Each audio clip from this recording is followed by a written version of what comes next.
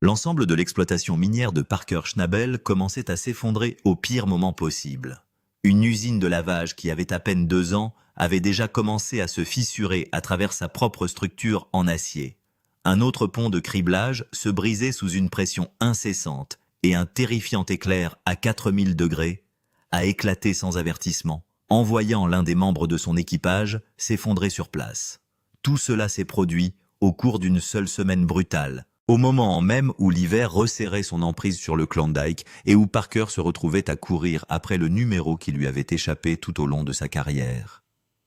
Chaque panne, chaque heure perdue et chaque matin glacial repoussait ce rêve plus loin. « Nous manquons de temps », a admis Parker, sa frustration impossible à cacher. « Je manque de temps très vite. » En regardant le sol gelé, même les conversations informelles avaient un poids inquiétant, alors que la température continuait de baisser. « Ouais, il commence à faire assez froid, hein ?» fit remarquer quelqu'un, et Parker ne put qu'acquiescer parce que tout le monde comprenait déjà exactement ce que cela signifiait. S'il ne parvenait pas à produire de solides totaux d'or au cours de cette période critique, la saison se terminerait avant même d'avoir atteint la ligne d'arrivée. « Cela doit être la semaine », a déclaré Parker, sachant qu'il n'y avait presque plus de place à l'erreur. « Si nous n'obtenons pas de bons chiffres, nous devrons mettre de l'or sur la balance et voir comment nous avons réussi. »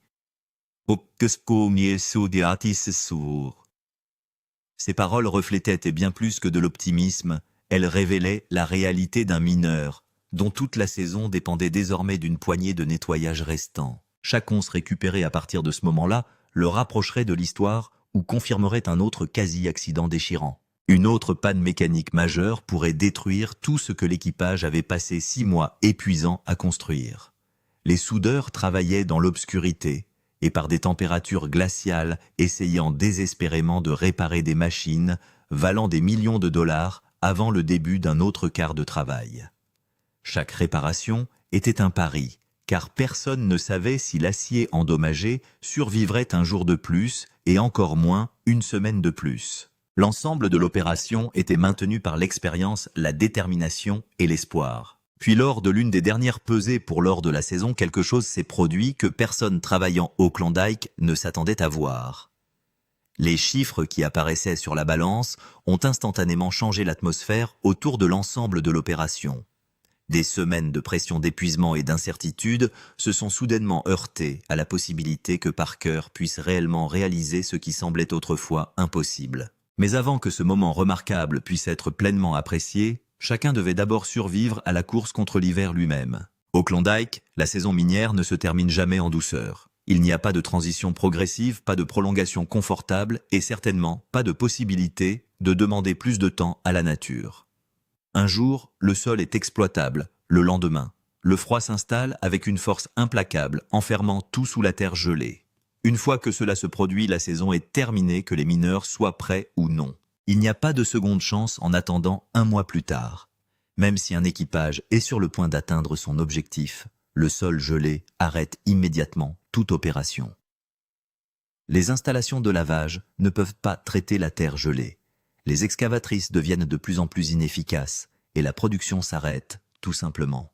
Le total, atteint par un mineur à l'arrivée de l'hiver, devient le chiffre final enregistré jusqu'au retour du printemps, des mois plus tard. C'était exactement la réalité à laquelle Parker Schnabel était confronté. Il savait mieux que quiconque que le calendrier était devenu aussi dangereux que n'importe quelle panne mécanique sur la propriété. Chaque lever de soleil apportait des températures plus froides, et chaque jour qui passait réduisait le temps restant pour écrire l'histoire.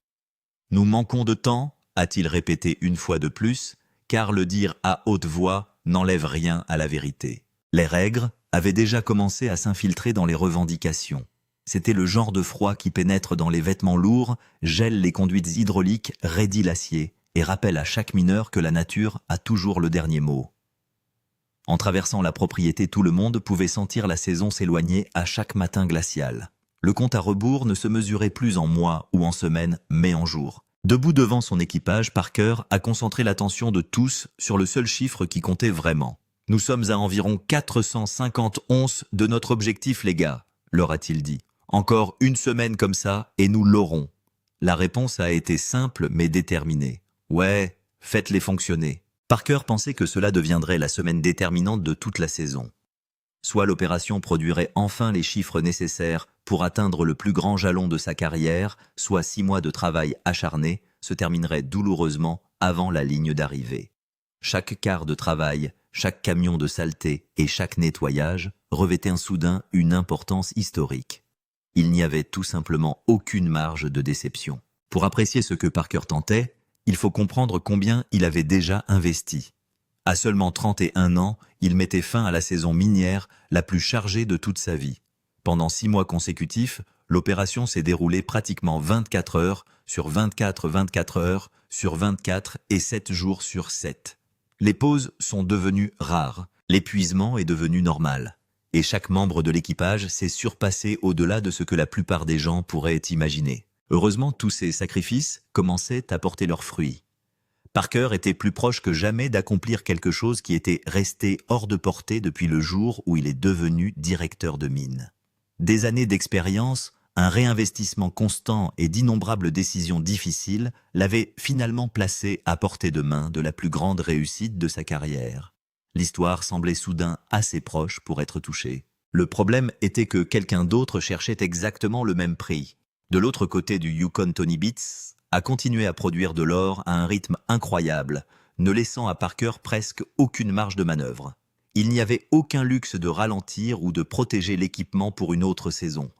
Chaque once récupérée par l'une ou l'autre opération pourrait finalement déterminer qui finirait en tête. Pour maintenir ce rythme, Parker s'est appuyé sur toute la force de son empire minier. 4 stations de lavage fonctionnaient presque continuellement chacune, avec son propre équipage, sa personnalité et sa réputation. Ensemble, ils représentaient le cœur battant d'une opération traitant chaque jour des milliers de tonnes de terre. Si l'un d'entre eux s'arrêtait, c'est toute la stratégie de production qui commencerait à s'effondrer. Washplant Bob est restée l'une des machines les plus fiables de la flotte, produisant régulièrement de l'or semaine après semaine, sans attirer beaucoup d'attention. Big Red, en revanche, avait acquis la réputation d'être un véritable monstre, capable de dévorer d'énormes quantités de matière. À ses côtés, travaillait Goose, nourrissant la riche section de terrain connue sous le nom de Golden Mile. La flotte était complétée par Roxanne, la plus récente addition, prouvant encore qu'elle avait sa place aux côtés des vétérans. 4 lavoirs massifs, 4 équipes assidues. Des milliers et des milliers de tonnes de saleté s'écoulent chaque jour sur les tapis. Chaque seau creusé, chaque roche lavée et chaque grain d'or récupéré pointait vers un objectif extraordinaire.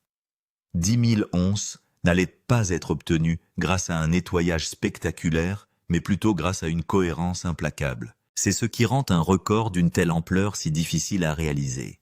Le succès dépend du fonctionnement de chaque machine exactement comme prévu, de chaque opérateur qui fait son travail et de la production chaque semaine de résultats fiables sans interruption. Un nettoyage chanceux peut faire la une des journaux, mais il ne peut pas durer une saison entière.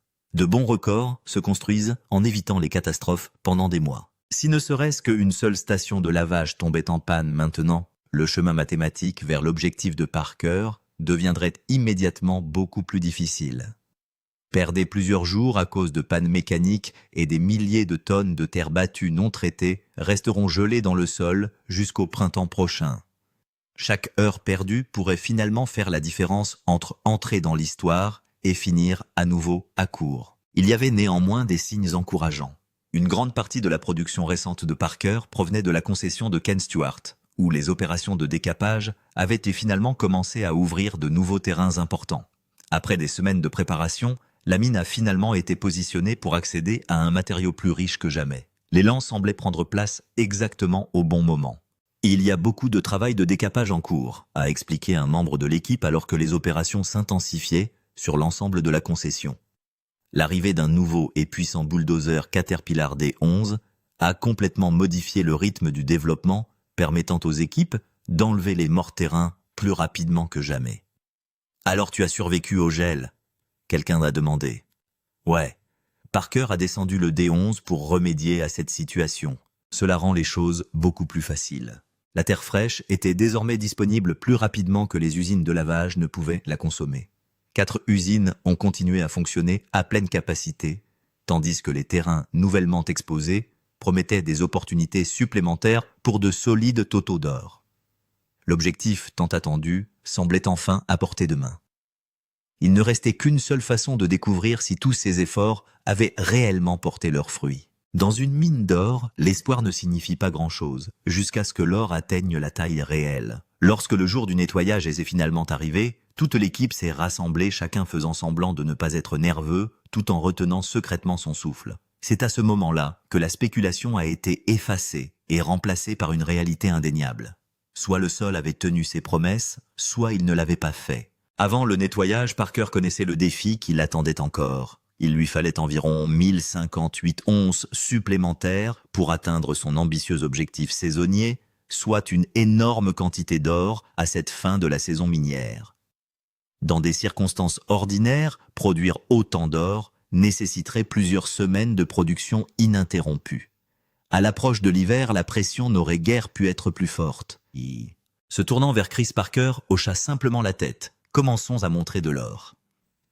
Le premier nettoyage a eu lieu à Bridgecut, où la vieille usine de lavage fiable, Bob, avait passé la saison à faire tranquillement son travail.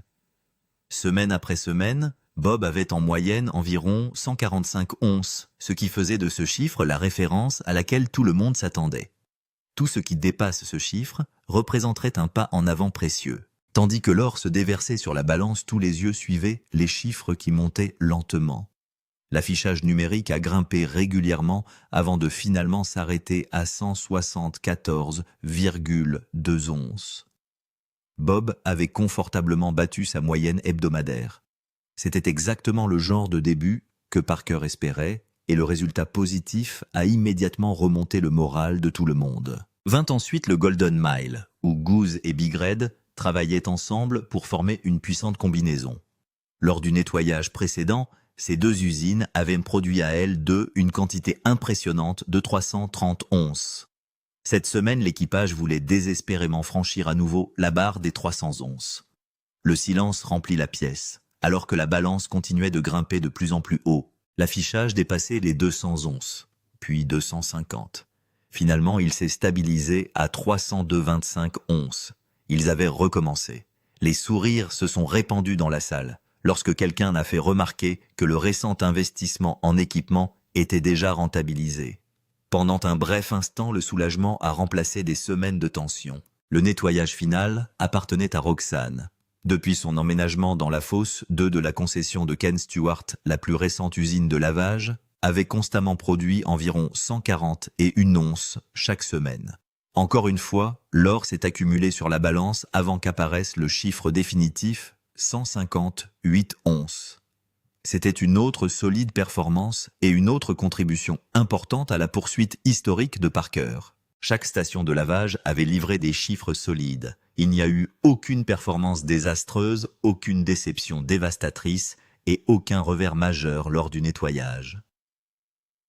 Parker a rapidement additionné les totaux, calculant mentalement ce qu'ils signifiaient pour la saison dans son ensemble.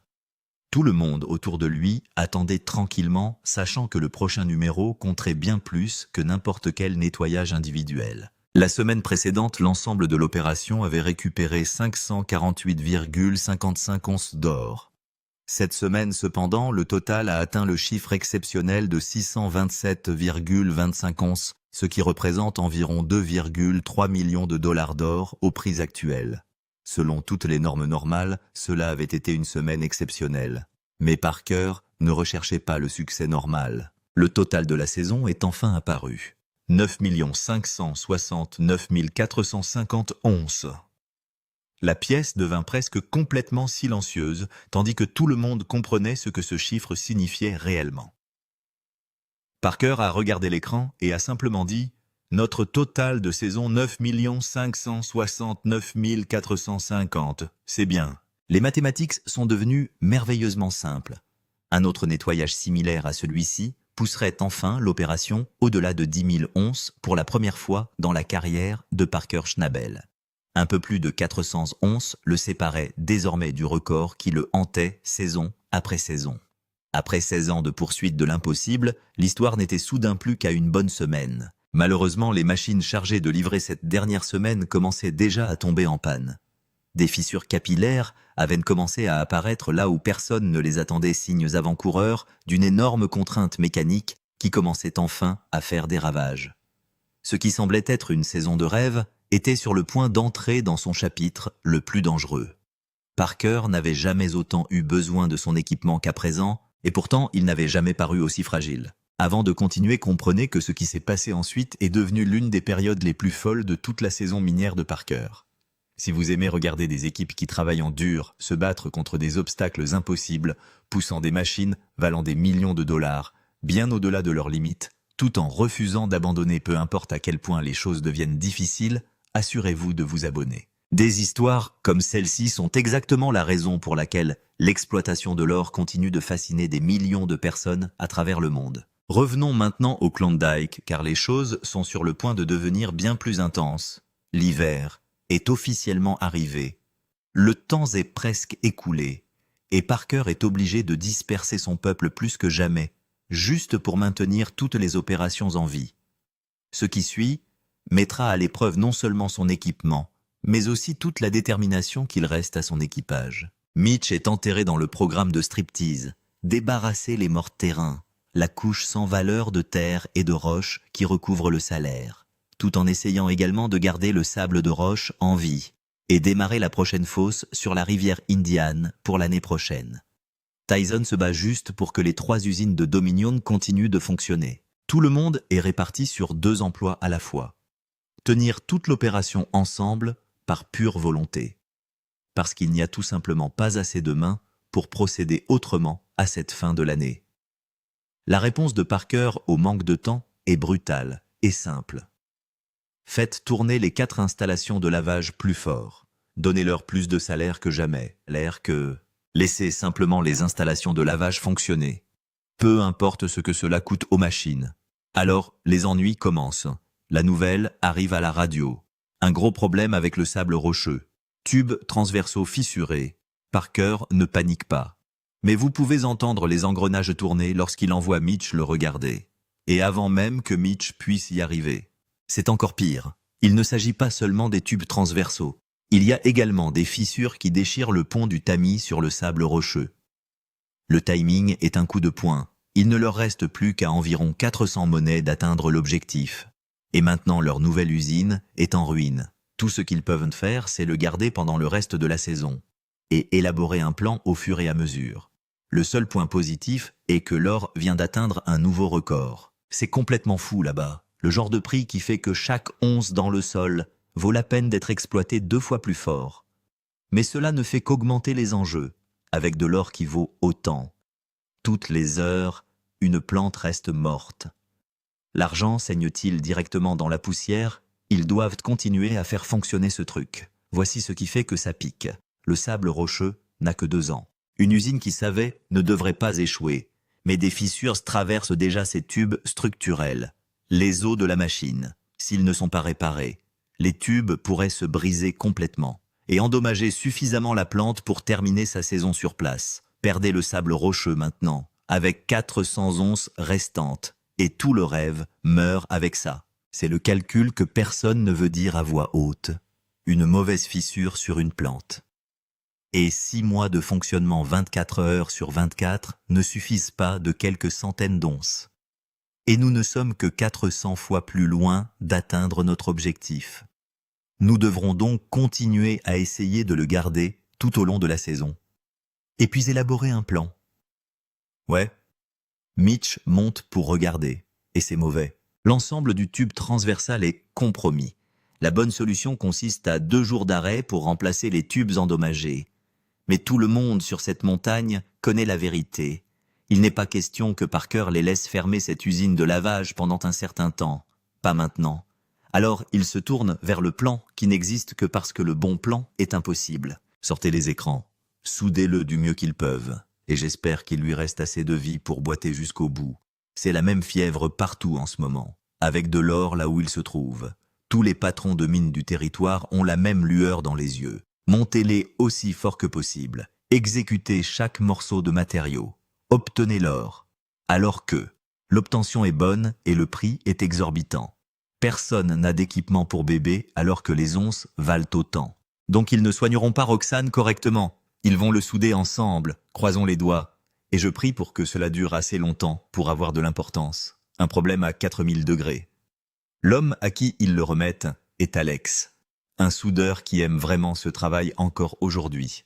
Que la musique commence, dit-il, tandis que le soudeur démarre. Mais de près même lui sursaute. C'est l'une des pires fissures qu'il ait jamais vues sur une usine qu'ils ont essayé de faire fonctionner. La fissure continue de s'étendre plus profondément que quiconque ne le souhaitait. Puis, en un clin d'œil, une dure journée devient une urgence. Le soudage en hauteur sur une structure en acier fissuré est un travail dangereux dans le meilleur des cas. Des étincelles pleuvent du métal en fusion, cherchant le moindre trou dans lequel tomber. Et cette fois, il en trouve un. Un morceau de métal en fusion brillant à environ 4000 degrés s'envole de la soudure et tombe directement dans la botte d'Alex, s'enfonçant dans sa chair avant même qu'il puisse bouger. Il n'y a pas moyen de s'en débarrasser. Pas question de s'éloigner assez vite. Le temps qu'il réagisse, le mal est fait. Il demande de l'aide médicale par radio-lutant pour garder une voix plate. Et Matt arrive en courant. Quand Matt arrive, il garde la lumière comme vous le faites ici, et jette un œil aux pieds. Ça fait très mal, lui dit Alex. Et ce n'est pas une blague, car ce sont des brûlures au 2e degré, le genre de plaies qui pleurent et qui mettent des semaines à guérir. Matt rince la plaie et met un pansement contre les brûlures, disant à Alex de bien la nettoyer à la maison et de la frapper avec du gel antiseptique. Le métal fondait à travers sa chaussette et continuait à pénétrer dans la peau. Et puis, comme il n'y a personne d'autre sur cette montagne pour le remplacer, Alex dit ce qui vous dit tout sur cet équipage. Il va simplement continuer à travailler. Pas d'ambulance, pas de pointage, pas de retour à la maison pour lever le pied. Il n'y a personne d'autre pour faire ça. Alors il s'en fout et continue. Pieds brûlés et tout. Pieds drapiés, ses bottes à remettre par-dessus le pansement. Il n'y a personne d'autre ici pour faire ça ou pour m'aider. Alors je me laisse aller et je continue à travailler. Alex remonte directement sur le sable rocheux et reprend le soudeur là où il s'était arrêté. Il meture le reste des fissures, pose ses cordons, fait les soudures et remonte le pont supérieur. Et Mitch la renvoie. Quoi que Matt ait fait, cela fonctionne. Alex ne sent même plus le pied. Mais la vraie question, celle qui plane surtout, est de savoir si la soudure tiendra une semaine. Et Alex ne l'édulcore pas. C'est la question à 1 million de dollars. Aucune garantie. Aucune garantie. Mais on croise les doigts. Et une soudure sans garantie est la dernière chose que Parker souhaite rouler pendant sa saison, parce qu'il est sur le point de faire la seule chose garantie pour le tester. Il ne supprime pas ses plantes. Il est sur le point de les exécuter plus fort qu'ils ne l'ont jamais été. Et sur le Golden Mile, Big Red commence déjà à gémir sous le poids, en poussant trop fort. Parker pensait qu'il l'aurait déjà mis en banque, et ce n'est pas le cas. L'or s'avère insaisissable, et la seule solution est de pousser ses usines de lavage encore plus fort. C'est donc ce qu'il fait. Pour récupérer les 430 onces dont il a besoin d'ici la fin de la semaine, il s'appuie plus que jamais sur son équipage et son fer. Un effort herculéen pour faire passer 10 000 onces avant que la saison ne se termine. Chaque plante a atteint son maximum. Chaque quart de travail s'étirait. Aucune marge laissée nulle part. Tout le monde n'en est pas ravi. L'un des opérateurs l'étale à plat, avec Parker qui s'occupe à fond des usines de lavage pour atteindre le total d'or. Big Red est en pleine forme. Et cela met les machines à rude épreuve. Chaque plante a une limite. Une vitesse au-delà de laquelle les roulements chauffent, les courroies se tendent et la structure commence à subir des abus pour lesquels elle n'a jamais été construite. Et à l'heure actuelle, il dépasse cette limite à chaque quart de travail. Mais ce n'est pas sa décision. Il est juste là pour faire son travail et garder Parker heureux, même si cela signifie regarder le fer se marteler plus fort qu'il ne le devrait. Ce genre de ligne rouge est exactement ce qui brise les machines, et Big Red est sur le point de le prouver. Effectivement, l'appel est lancé. Liam et Alec jusqu'à Big Red. Le gerbeur radial s'est arrêté. Alec grimpe et le repère rapidement. Une ceinture super visqueuse recouverte de boue ne donnant aucune friction. Lorsque la courroie atteint le tambour de tête, le tambour tourne simplement sur place. L'ensemble du convoyeur est recouvert de boue à l'intérieur. Et la trémie en dessous est enfouie dans le matériau à gauche et à droite. Big Red est quasiment mort pour la saison. Genre, il a fallu un coup de pied au cul. Et nous n'aurons certainement ni le temps ni la main-d'œuvre pour y remédier cette année. Voici l'échec, et c'est une vilaine petite chaîne. La saleté provenant du convoyeur à trémie de Big Red se faufile sous le gerbeur radial et recouvre l'intérieur de sa bande. Cette bave monte jusqu'au tambour de tête de la poulie d'entraînement et le fait glisser de sorte que la courroie cesse d'alimenter l'usine. La racine est simple. L'empileur radial ne pénètre pas assez loin dans le bac à roche, de sorte que les matériaux s'empilent là où ils ne devraient pas et se frayent un chemin sur le tapis. Obtenez un peu plus de chevauchement du tambour de tête dans cette boîte à roche et le problème disparaît. Mais sans salaire, cela signifie qu'il n'y a pas d'or qui sort. Et pas d'or en ce moment signifie pas de but. Le gerbeur radial. La solution simple serait de déplacer le convoyeur d'alimentation de la trémie vers l'avant afin que le salaire ne puisse pas passer sous la ceinture. Mais cela prend du temps et une excavatrice qu'ils n'ont pas. Alors Alec fait flotter quelque chose qui serre l'estomac de tout le monde rien que pour l'entendre. Il va faire reculer l'ensemble du gerbeur radial de 120 pieds de 3 pouces de sorte qu'il se glisse plus loin sous le convoyeur d'alimentation. Imaginez-le. Un convoyeur plus long qu'un terrain de basket équilibré dans les airs sur des roues et des pieds stabilisateurs. Pour le déplacer, Alec doit élever l'extrémité supérieure, utiliser le propre poids de la machine pour appuyer sur l'essieu, puis soulever les roues de frein papillon de l'essieu proprement du sol, laissant cette énorme chose lourde sur le fil d'un couteau et l'amadouer de quelques centimètres en arrière avec l'hydraulique en le faisant essentiellement reculer. C'est le genre de mouvement qui n'existe nulle part dans aucun manuel, car aucune personne sensée n'est censée lever les freins d'un convoyeur de 120 pieds et essayer de le faire marcher. La physique est brutalement simple et terrifiante. Toute cette longueur, tout ce poids suspendu haut dans les airs est la seule chose qui le maintient droit et l'équilibre. Et une fois que ces roues décollent du sol avec le convoyeur en l'air, tout est perturbé. S'il décide de s'éloigner, rien ne dit qu'il ne continuera pas et ne tombera pas prenant tout le pari de l'après-midi et peut-être un homme avec lui. Alec admet d'emblée que c'est complètement expérimental. Il ne l'a jamais fait auparavant, mais c'est la seule option dont il dispose. Il trace une ligne dans le sable, un point de non-retour. Et avec l'humour de potence sur lequel ces gars courent, il dit à son copain que si ça tourne mal, c'était sympa de le connaître. Puis il commence. Il tire les roues de frein vers le haut, avertissant tout le monde de reculer, car à la seconde où ses ailes de mouette se soulèvent, tout le gerbeur pourrait basculer. Ils adressent leurs prières aux dieux, l'un freine puis l'autre. Et puis le gerbeur commence à bouger, beaucoup, bien plus que quiconque ne voulait voir. Alec le soulève et les roues commencent à glisser lentement. La seule vitesse sûre car toute la structure se balance d'avant en arrière comme un mât au vent. Son cœur est dans sa gorge, il le regarde vibrer. Sachant que ça pourrait basculer à tout moment. Sachant qu'il n'est pas possible de le reprendre une fois qu'il s'est engagé. Il prend un demi-pouce, puis sa taille. Puis il l'abaisse avec précaution, ramenant les ailes de la mouette au sol et vérifiant qu'elles sont toujours de niveau d'un côté à l'autre. À l'autre bout du fil, John mesure le gain. 3 pouces et demi. Exactement ce dont ils avaient besoin. Tant que le matériau cesse de s'accumuler à cet endroit, il ne retourne pas dans la bande. Il renvoie Big Red et le salaire atterrit exactement là où il devrait. Le pari est à peine payé et l'usine fonctionne à nouveau. Mais bien courir et courir prudemment ne sont pas la même chose, et Parker le sait. J'espère qu'il lui reste assez de vie pour arriver jusqu'au bout ici. Oh ouais. Si vous regardez les prix de l'or en ce moment, tous ces patrons de mines ont la même mentalité, mec. Montez-les aussi fort que possible, faites passer autant de matériaux à travers eux pour obtenir autant d'or. Il a maintenant 4 plans blessés, un sable de roche soudé en sursis, un empileur retenu par un pari expérimental, un Big Red brûlant. Et il s'apprête à demander à chacun d'entre eux quelle est la plus grosse semaine de la saison d'un seul coup. Quelque chose doit céder. La seule question est de savoir quelle machine tombe en panne en premier et si elle se brise avant d'atteindre le numéro.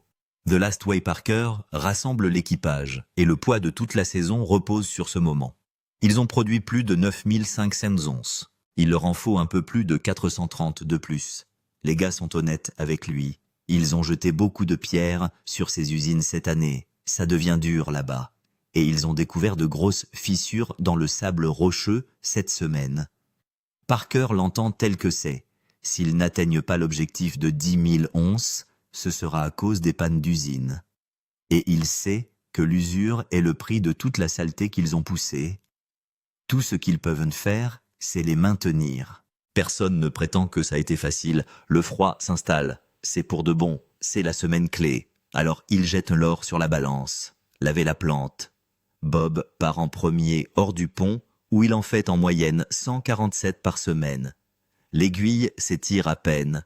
127,35.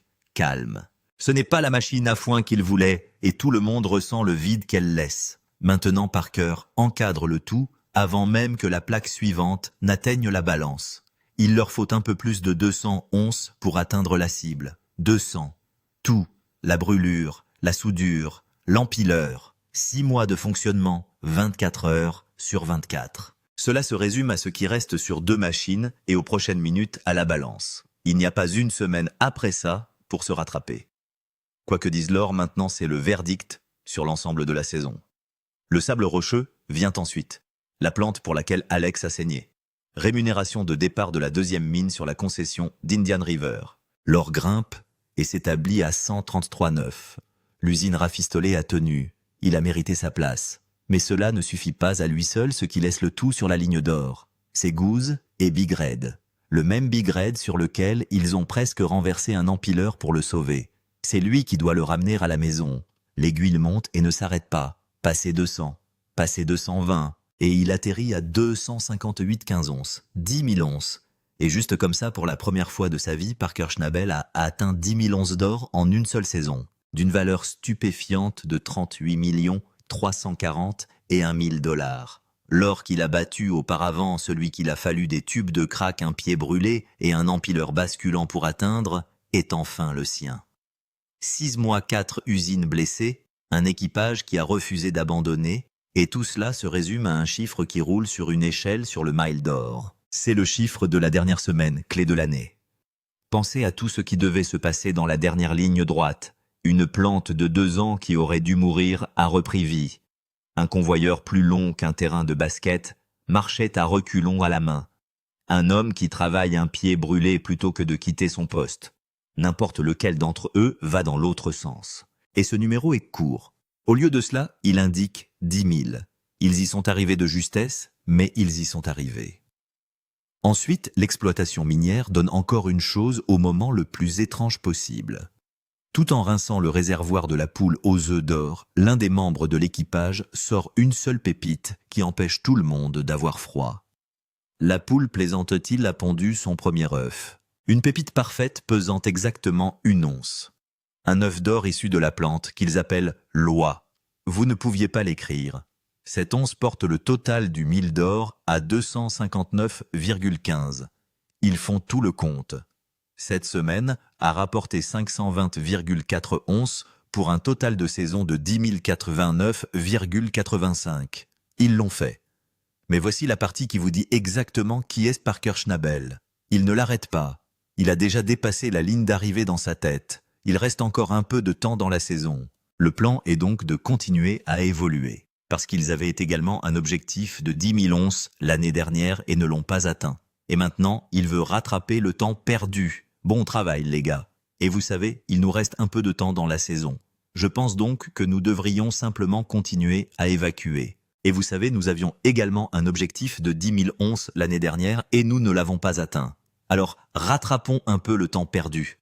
Tout un équipage a saigné soudé et prié pour en briser 10 000 pour la toute première fois. Et le premier réflexe du patron est de poursuivre encore plus avant que le sol ne gèle. Voilà donc la course. 4 lavoirs au bord de l'effondrement total. Une machine vieille de 2 ans qui se brise au niveau des coutures. Une brûlure à 4000 degrés qui n'a pas empêché un homme de remonter les échelons. Un gerbeur de 120 pieds a reculé de 3 pouces lors d'une prière. Chacun d'entre eux est un moment où toute la saison aurait pu se terminer là, dans le froid. Et au lieu de se briser l'équipage, a soudé joué et s'est frayé un chemin à travers tout cela. À la fin se trouve le plus grand nombre de la carrière de Parker Schnabel. 10 000 onces et plus encore. Plus un œuf d'or que personne n'a vu venir. Maintenant, je veux avoir de vos nouvelles. Sachant à quel point ils ont failli tout perdre, pensez-vous que Parker a poussé ses plantes trop fort? Ou est-ce que les mener jusqu'au point de rupture était la seule façon pour lui d'atteindre 10 000? Déposez-le dans les commentaires. Je lis tout le monde. Et si cette histoire vous a accroché jusqu'à l'œuf, abonnez-vous pour ne pas manquer la prochaine panne d'extraction d'or. J'en ai d'autres à venir.